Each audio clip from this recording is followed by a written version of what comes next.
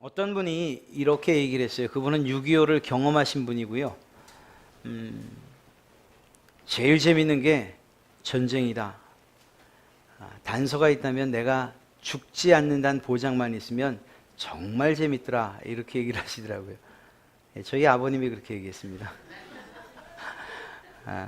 목사님인데. 그게 좋아서 그런 얘기를 하신 것이 아니겠죠.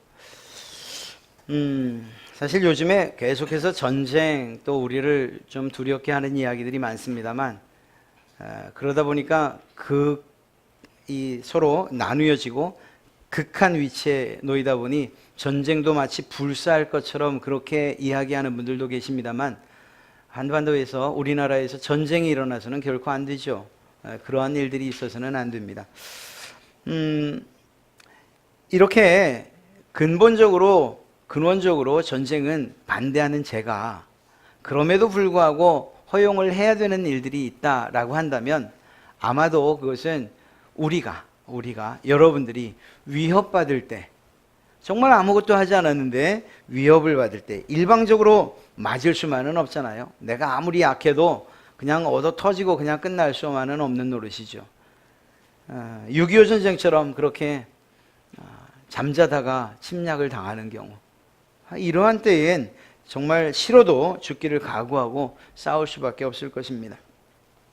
또 우리의 체제, 자유민주주의라는 이러한 체제의 수호, 혹은 좀 거창하긴 하지만 세계 평화를 위해서 싸워야 한다면, 이렇듯 합당한 명분이 있다면 아마도 참여할 수 있을 것 같습니다.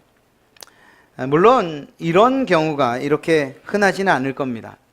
사실 내세운 명분과는 다르게 자기의 이익을 위해서 싸우는 이러한 전쟁이 사실은 대부분이기 때문인 것입니다.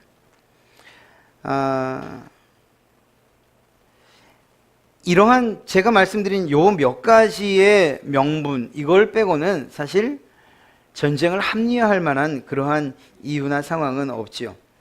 그런데 정말 어처구니 없는 전쟁이 사실은 있었습니다.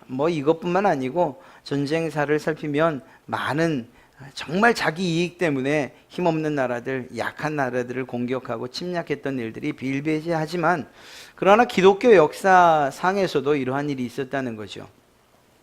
약 1000년 전에 있었던 일인데 1096년에 시작된 십자군 전쟁이 바로 그것입니다. 무려 200년 동안 계속된 전쟁입니다. 이 전쟁이 처음 시작될 때에는 그래도 명분이 있었습니다. 이슬람교도들이 예루살렘으로 향하는 기독교 순례자들을 핍박한 거예요. 이것 때문에 결국은 교회의 지도자들이 이슬람 세력으로부터 동방의 기독교를 수호하고 성지 예루살렘을 탈환하자라는 이러한 명분을 가지고서 시작합니다. 순례자들을 보호하고 더 나아가 이 성지를 탈환하겠다는 이러한 목적을 가지고서 전쟁을 시작합니다. 근데 사실 가만 따지고 보면 용어 자체가 참 아이러니해요. 십자군 전쟁, 깃발마다 십자가를 그려놓고 싸우는 거예요. 피를 흘려 싸워요. 여기서 명분만 있다라고 한다면 아무런 문제가 되지 않을 것입니다.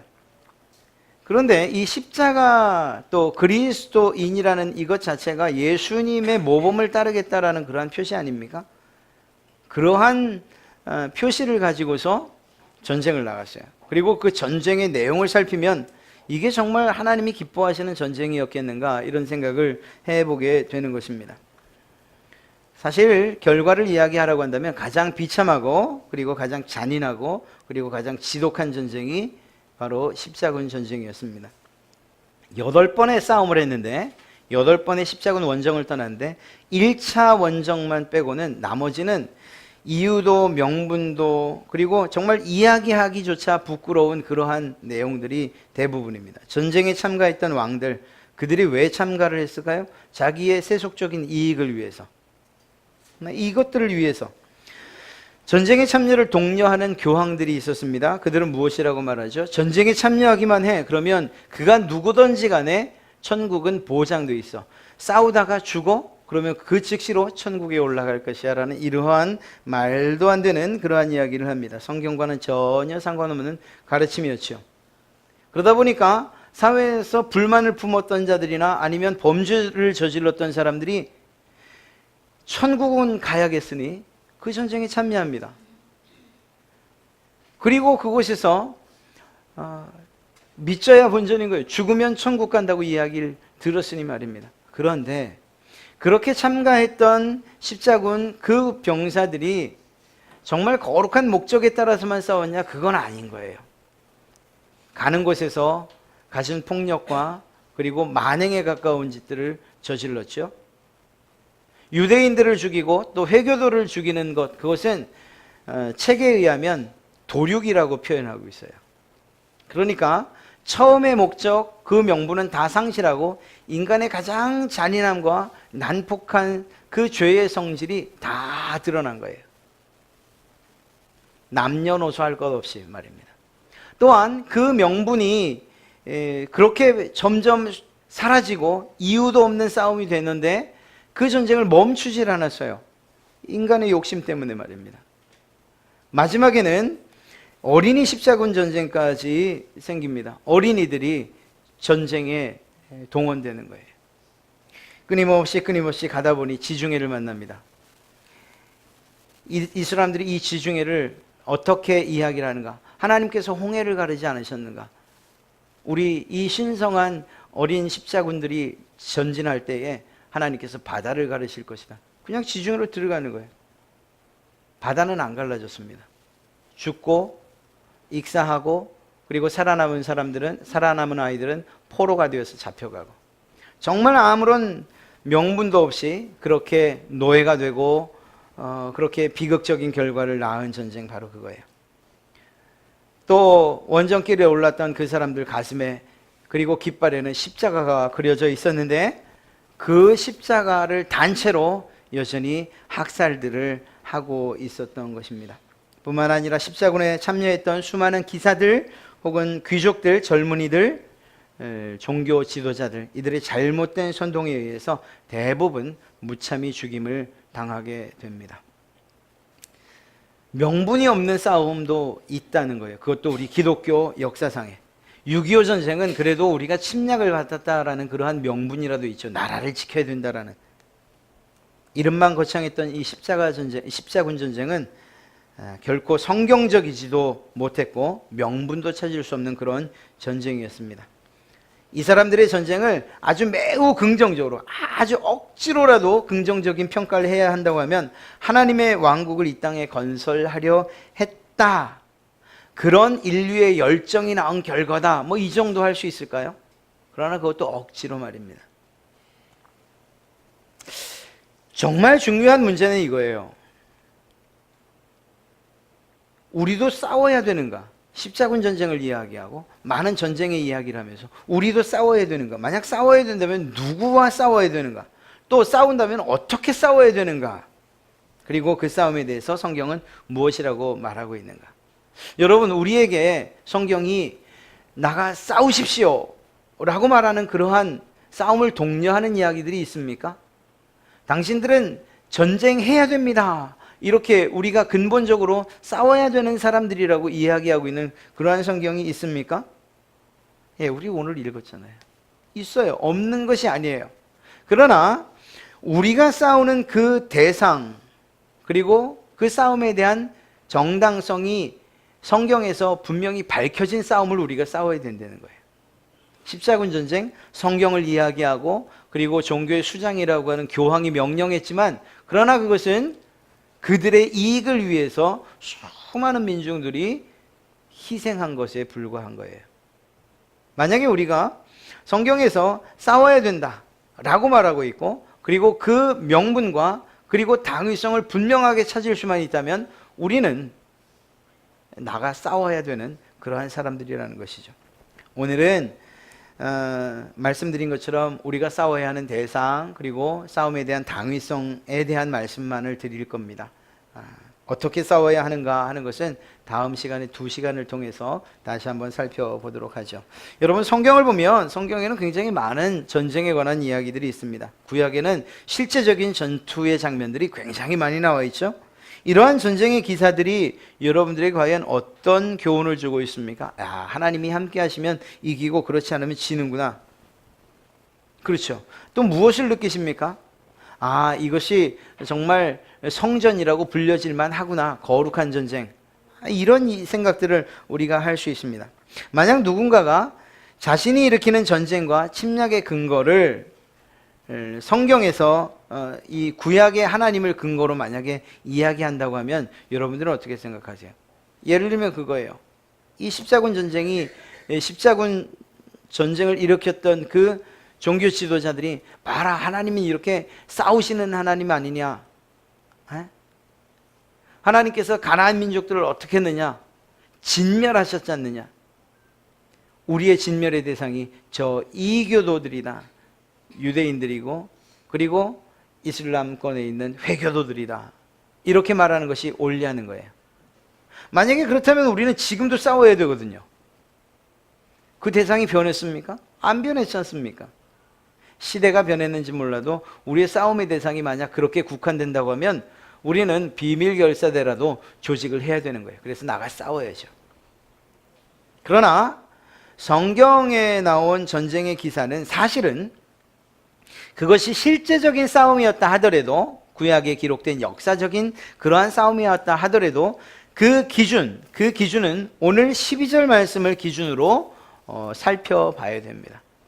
앞으로 우리가 이야기하게 될 우리 그리스도인들의 전쟁 그리고 싸움, 이것 또한 역시 12절 말씀을 기준으로 살펴봐야 될 내용이에요. 우리의 씨름은 혈과 육을 상대하는 것이 아니요 통치자들과 권세들과 이 어둠의 세상 주관자들과 하늘에 있는 악의 영들을 상대함이라. 좀 쉬운 성경으로 바꿔 말씀드리면 표준 세번역 성경은 이렇게 말합니다. 우리의 싸움은 피와 살을 가진 사람들을 상대로 하는 것이 아니라 통치자들과 권세자들과 이 어두운 세계의 지배자들과 하늘에 있는 악한 영들을 상대로 하는 것입니다. 우리의 싸움이 십자군 전쟁처럼 칼로 창으로 싸우는 그런 전쟁이 아니라고 이야기하고 있어요. 구약 시대에 하나님께서 명령하셨던 그 싸움들, 그때 비록 실질적으로 죽이고 그리고 정복하는 일들이 있었지만 그것 또한 악한 영들과 하나님과의 싸움으로 봐야 되는 거예요. 그렇게 봐야 되는 것입니다. 여러분, 프리즘, 이 분광기 아시죠? 분광기는 빛이 통과하면 7개의 영역으로 색이 분리되어 나타납니다. 그렇죠? 그러나 이걸 역으로 생각해 보면 7가지의 색깔들이 하나의 분광기를 통해서 하나의 빛으로 나타나요. 무슨 말인가 하면 우리가 경험하는 이 세상에서의 전쟁에 관한 모든 것, 특히 그리스도인들의 입장에서 성경이 말하는 모든 전쟁, 우리가 경험하는 영적인 모든 전쟁, 이 모든 것들은 마치 분광기를 통해서 7가지의 색이 하나로 나오는 것처럼 성경의, 즉 오늘 12절의 말씀을 통해서 하나의 결론으로 이르게 되는 것입니다. 중요한 것이 무엇입니까? 우리의 영혼과 관계된 전쟁이라는 것이에요. 영적인 전쟁을 강조하고 있다는 사실을 잊어서는 안 됩니다. 물론 우리가 이제 정말 나라가 혼란스러워지고 정말 전쟁이 일어난다면 칼 들고 총 들고 나가 싸워야죠. 그러나 우리의 믿음에 있어서만큼, 우리 기독교인들에게 있어서의 이 전쟁만큼 그것은 성경의 진리 에베소 6장 12절 말씀을 통해서 결국 가장 중요한 것이 영적인 전쟁이라는 사실을 우리가 잊어서는 안 된다라는 것입니다.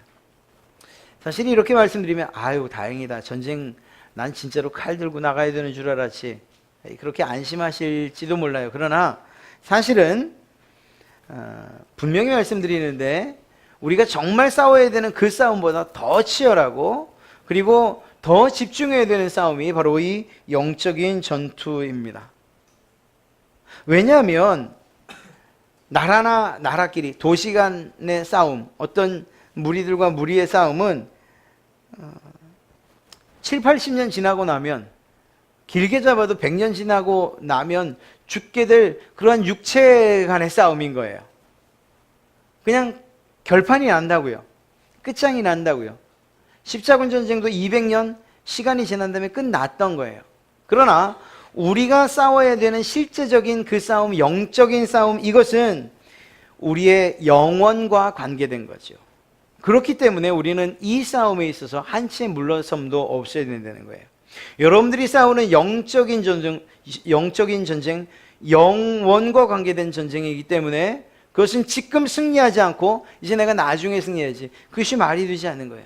야, 이거 눈에 보이지도 않는 전쟁인데 내가 이토록 열심을 다해 싸워야 되는가? 아니에요. 우리가 지금 승리하느냐 그렇지 않느냐는 우리의 영혼, 우리의 죽음 이후에도 영향을 미친다는 것입니다.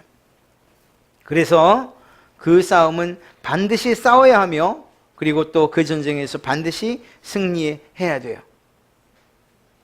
영적인 전쟁에서 우리가 죽도록 싸우지 않으면 우리는 정말 죽게 될 거예요. 우리의 영적인 전쟁에서 죽도록 싸우지 않으면 우리는 죄의 포로가 될 뿐만 아니라 영원한 저주와 형벌 가운데에서 매일매일 죽음을 맛보며 그렇게 살게 될 것입니다. 하나님이 분명하게 명령하신 전투, 바로 그것이 오늘 이러한 영적인 전투인 거예요. 여러분이나 제겐 아무런 선택이 없어요. 다른 선택할 게 없어요. 우리 대장 되신 예수님께서 그냥 말씀하셔요. 돌격 앞으로, 그리고 뒤로 빠지는 것이 아니라 예수님께서 돌격 앞으로라는 소리와 함께 먼저 앞서 나가셨기 때문에 그분을 따라갈 수밖에 없어요. 그것이 우리 그리스도인들의 운명인 거예요. 나 싸우고 싶지 않습니다. 싸우지 않고 이기는 방법 없습니까? 아니에요. 오늘 성경은 그것을 분명하게 이야기하고 있어요. 우리의 전쟁이 혈과 육에 대한 것이 아니고 악한 영들과 싸우는 그러한 영적인 전투임을 이야기하고 있습니다. 쉽게 생각되십니까? 이거 뭐 눈에 보이지도 않는데. 여러분, 그렇지 않아요. 왜냐하면 상대가 사단이요 마귀이기 때문입니다. 눈에 보이지 않는 그러한 존재. 얼마나 세상에 많은 사람들이 사단과 마귀 혹은 어둠의 세상 주관자들에게 패배하고 있는지 아십니까? 사단의 공격은 외적일 뿐만 아니라 내적으로도 우리에게 지속적으로, 아마 지금 이 시간에도 여러분들을 끊임없이 공격할 수도 있어요. 야, 말이 되는 소리를 하냐? 영적인 싸움이라는 게 도대체 이해가 돼? 여러분들에게 계속해서 의심을 불어넣는다거나 아니면 귀를 막는다거나 정말 몸을 피곤하게 만든다거나 하는 이러한 지속적인 전쟁이 우리의 내적으로 지금도 되고 있다니까요. 지금도. 가장 그렇게 되는 이 시간에도 말입니다. 그렇다고 한다면 이 전쟁은 우리가 그렇게 쉽게 볼 만한, 만만히 볼 만한 싸움은 결코 아닌 것입니다. 갈라디아서를 보면 육체의 행실, 더 정확하게 사단은 우리를 공격하는데 그것에 대해서 무엇이라고 이야기하고 있습니까?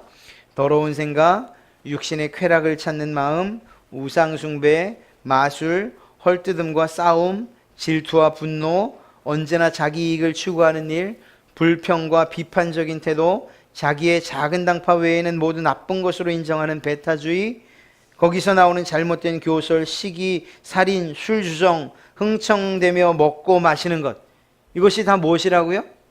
악한 영들의 공격 가운데 하나라는 거예요.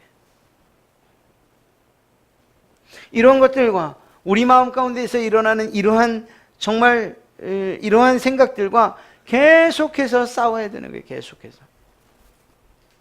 결코 쉬운 싸움이 아닌 거죠. 차라리 한번 딱 싸우고 동네 아이들 싸우듯이 너 나와 나랑 한번 떠, 이래서 싸우고 끝나는 그러한 전쟁이라고 하면 참 좋겠습니다. 안타깝게도 우리가 싸워야 하는 이러한 영적 전쟁은 우리가 예수 그리스도를 그리고 또 그분을 믿기 시작한 그때부터 우리의 죽음 그 문 앞까지 계속해서 어쩌면 죽음의 순간까지도 이러한 영적인 전쟁을 끊임없이 싸워야 되는 그러한 존재가 바로 우리 그리스도인들인지 모릅니다. 아니 그래요. 그것이 우리의 모습이에요. 이러한 전쟁, 이러한 것들을 통해서 사단이 원하는 것이 무엇일까요? 사단이 영적 전쟁을 통해서 여러분들을 굴복시켜서 여러분들을 이겨서 얻을 만한 유익들이 뭘까요? 그냥 거룩한 그리스도인으로 보이지 못하게 하는 것. 야, 이게 교회 다닌다고 하면서 에휴, 행동은 이 정도 비난받는 것, 그 정도면 사탄이 만족할까요? 그저 윤리적으로 올바른 삶을 살지 못하게 하려는 것, 그것이 사탄의 목적일까요? 단지 여러분들의 성실한 그런 신앙생활을 방해하는 것. 그래서 예배를 좀 듬성듬성 아니면 뭐 내 좋을 때에 좋은 시간에 그렇게 드리는 정도, 그 정도의 신앙생활을 대면대면하게 하는 것, 그것이면 사단이 만족할까요? 아니에요. 사단의 목적은 분명해요. 그 싸움에서, 여러분들과의 싸움에서 이겨서 여러분들이 하고자 하는 그러한 사탄의 목적이 분명해요. 그것은 무엇인가 하면 마지막 날, 하나님의 그 심판이 있는 그 마지막 날, 자기의 운명과 함께 여러분들이 멸망되기를 원하는 거예요. 자기의 혼자 죽는 것, 혼자 멸망되는, 혼자 영원한 형벌을 받는 것이, 그것이 싫어 자기들을 바로 자기들이 정복한, 자기들에게 무릎을 꿇은 그들과 함께 영원한 멸망, 그 멸망의 자리에 있기를 원하는 거예요. 그가 원하는 것은, 사단이 원하는 것은 여러분의 손을, 여러분이 아니고 정말 할 수만 있는 대로 믿지 않는 자들의 손을 잡고 함께 지옥으로 가는 거예요. 사단의 싸움은 천국과 지옥이 걸린 싸움이라는 것입니다. 이런 싸움이 우리에게 날마다 일어나는 거예요. 마음을 놓을 수가 없다는 것입니다. 그런데 이러한 중요한 전투를 단지 눈에 보이지 않는 싸움이라고 그래서 소홀히 여길 수 있는가? 그게 아닌 거예요. 예수 믿고 있다는 것 하나, 지금 내가 교회 다니고 있지, 내가 지금 장로지, 혹은 뭐 목사지, 안수 집사지, 이것 하나만으로 이젠 내가 이겼어 라고 그렇게 말씀하실 수 있냐는 거예요. 여러분 성경을 보세요. 성경을 보면 얼마나 많은 사람들이 예수님을 믿고 따르고 또 그의 제자가 됐어요. 그러나 반면 그렇게 믿고 따르고 제자가 됐던 사람들이 또다시 스승되었던 자기를 구원해 준 예수 그리스도를 배반하고 떠납니까? 그런 사람들이 없어요? 얼마나 많은지 알 수 없어요. 우리가 잘 아는 유다도 그랬죠. 데마도 그랬죠. 성경이 기록되지 않은 사람들까지 이야기하란다면 너무너무 많을 거예요. 아니, 우리 주변에도 아마 그런 분들이 있을 거예요. 야, 저분은 예수님 믿는 줄 알았는데 확실히 입술로 고백하고 또 내게 그러한 것들을 이야기했는데 어느 날 보니까 예수님을 떠나 있어요. 이런 일들이 사실은 우리 가운데 비일비재예요. 이유가 뭘까요? 사단과의 싸움, 영적인 싸움에서 진 것이라고 밖에 볼 수 없어요. 이렇듯이 할 수만 있다면 사탄은 우리를 호시탐탐 노리고 있고 우리가 그의 앞에, 자신 앞에 무릎 꿇기를 원하고 있다니까요. 어떤 방법들을 이용하냐고요? 그건 예수님과 사탄과의 그 싸움, 시험 받으시던 예수님의 모습을 생각해 보시면 답이 나와요. 때로는 먹는 것 가지고, 우리의 의식주를 가지고서 자기 앞에 무릎 꿇게 해요. 세상의 명예를 가지고서도 자기 앞에 무릎을 꿇으라고 말해요. 세상의 모든 것들을 주겠다고, 성공을 주겠으니 내 앞에 무릎을 꿇으라고도 이야기해요. 그것이 사단의 전략이에요. 전쟁인 것입니다. 전쟁. 그들의 무기가 바로 그런 것이에요. 때로는 위협하기도 하죠. 칼로서, 창으로서, 불로서, 짐승으로서. 그런데 그 위협에는 오히려 의연히 대처하는 그러한 그리스도인의 모습을 보면서 안 되겠다. 따뜻한 햇빛을 한번 내려주자. 그렇죠. 그러한 일들을 통해서 실제적으로 예수 그리스도를 배반하고 사단에게로 돌아선 사람들이 얼마나 많은지요. 여러분, 우리가 승리했다고, 나 예수 믿는다고 그것 때문에 자신해서도 안 돼요. 우리의 싸움은 날마다 매일 매순간 매 분초를 다투면서 계속해서 싸워지는 것이기 때문이에요. 승리하신 분이 계시다면 오직 예수 그리스도예요. 우리의 싸움은요, 지금도 진행되고 있는 거예요. 오늘도, 지금 이 시간도, 오늘 이 시간을 마치고 집으로 돌아가신 그때에도 계속해서 사단과의 전쟁은, 영적인 전쟁은 계속되고 있는 거예요. 내가 교회를 다니고 있고 직분을 가지고 있고 지금 예배하고 있고 봉사하고 있고 희생하고 있고, 그렇다고 해서 야, 나 그러니까 이제는 내가 싸울 필요 없어, 난 이미 승리했거든, 이렇게 말할 수 있느냐? 아니라는 거예요. 우리의 승리는, 그 최종적인 그리고 확실한 승리는 하나님 앞에서는 그날이 될 줄로 믿습니다. 그 전까지는 우리가 마음을 놓을 수도 없고 계속해서 싸워야 되는 그러한 사람들이에요. 그렇기 때문에 우리의 도움이 오직 하나님께 있습니다라는 그러한 고백, 나를 대신하여 싸울 그분 하나님에게만, 전쟁의 주인은 하나님이십니다, 이러한 고백을 하면서 하나님만을 의지할 수밖에 없는 거죠. 우리가 섰다고 그렇게 자신할 수 없는 사람들이 바로 우리들인 거예요. 말씀드렸던 것처럼 예수님의 제자들도 예수님을 떠나지 않습니까? 마술사 시몬도 예수님을 믿었었어요. 그러나 그가 다시금 싸우는 그 영적 전투에서 패배를 하게 되죠. 어느 누가 그들이 천국에 있을 것이라고 이야기할 수 있습니까? 자기의 전투를 포기한 사람들이라고 해도 틀리지 않은 거예요. 이미 승리했다고 믿었던, 그러나 실제로는 패배한 사람들. 이러한 점에 있어서는 여러분이나 저도 마찬가지라는 것입니다. 우리들이 신앙생활을 한다는 것, 지금 예배하고 있다는 것, 내가 믿고 있다는 것, 이것 하나만으로는 장담할 수 없어요. 비단 일반 성도들에 관한 이야기만은 아니에요. 사실 저에 관한 이야기이기도 하고요, 우리 중직자들에 관한 이야기이기도 해요. 우리의 싸움이 끝났다, 나 이제 더 이상 싸우지 않아도 된다, 내가 어떤 믿음을 가졌는데, 물론 이건 있어요. 최종적인 승리가 우리의 것이라는 그러한 믿음은 우리가 있어요. 왜냐하면 예수님께서 승리하셨고 그 승리에 우리가 동참할 것임을 우리가 믿기 때문이에요. 그러나 그 사실 하나 때문에 지금 패배해도 된다는 얘기는 아니라니까요. 나 최종적으로 승리할 건데 나 나중에 마지막 날에 가서 구원받을 건데 지금 그냥 편하게 아무렇게나 살지, 이렇게 말할 수 없는 것처럼 말입니다. 최종적인 승리가 확정되어 있다 할지라도 끊임없이 싸워야 되는 것이 여러분과 저의 운명이고, 그리고 여러분과 저의 삶인 거예요. 생각 가운데서 매일매일 정말 예수 그리스도 그분에 대한 회의와, 또한 믿지 못하게 하는 방해, 또 예배하지 못하게 하는 일들, 선한 일들과 하나님께서 명령하신 착한 일들을 거부하고 거절하는 그러한 마음들, 안심하게 하고 낙심하게 하고, 앞서 우리가 살펴봤던 것처럼 우리 가운데 더러운 생각을 넣는다거나, 우리가 육신의 쾌락만 찾게 한다든가, 아니면 세상의 성공만을 추구하며 또 근심, 걱정, 고민하게 한다든가, 이러한 수많은 방법들을 가지고 우리와 싸우겠다고 덤벼드는 그러한 사탄과 싸워야 되는 거예요. 무시할 수도 없고 그들에게 끌려가서는 더더욱이 안 된다는 것입니다. 거룩한 전쟁, 무엇이 거룩한 전쟁이냐? 지금 여러분들의 속에서 일어나고 있는 그 전쟁, 그 악한 영들과의 전쟁, 그것이 거룩한 전쟁, 성전이라고 이야기할 수 있는 거예요.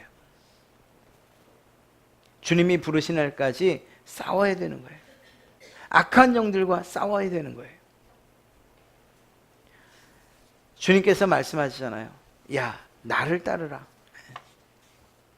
그 음성 듣고 우리가 주님을 따라 싸워야 되는 거예요.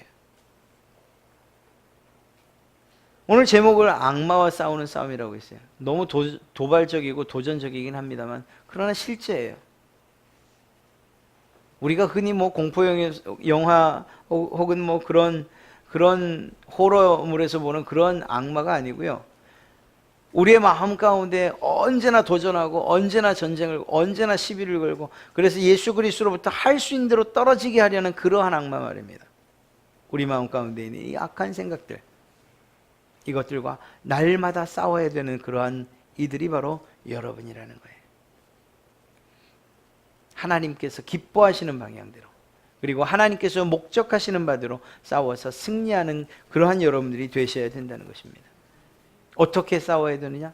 그것에 대해서 또 무엇을 가지고 싸워야 되느냐? 그것에 대해서는 다음 두 주를 통해서 살펴보도록 합니다. 날마다, 정말 날마다 외적으로 혹은 내적으로 치르는 이러한 영적 전쟁, 그것이 우리가 싸워야 되는 전쟁이라는 것을 늘 인식하시고 대장 되신 주님의 뒤를 따라 승리하시는 그러한 여러분 되시기를 주님의 이름으로 축복합니다.